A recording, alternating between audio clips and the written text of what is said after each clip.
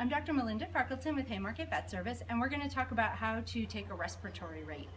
So the place that's kind of easiest for a lot of people and the most obvious is to watch his nostrils.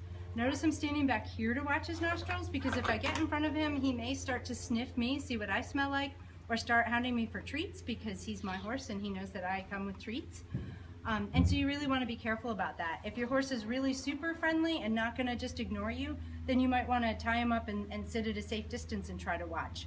If you watched right now, his respiratory rate just went up because he's curious about what another horse off camera is doing right now. So I wouldn't get an accurate rate if I counted right now. So I would watch his nose flare in and out, and the good thing about him sniffing his friend is that you can see that more easily now. If a horse is really in trouble, they'll breathe like they do when they've been heavily exercised, with his nostril opening really wide with every breath. Another way, if you're not sure, is to use your stethoscope. You're going to put it on with the little earpieces facing forward so that you can hear well. Facing backwards will block your ears instead. Make sure you've got the right surface, and put it right against the very bottom of the neck.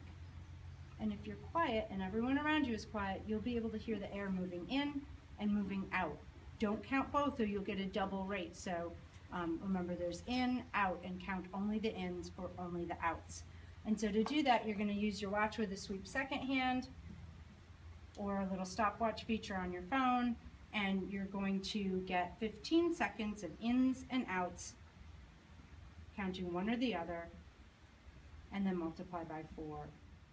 Anything from 12 to 24 is normal in a resting horse. If they've been exercised and you're trying to get normal, you want to wait until they've recovered.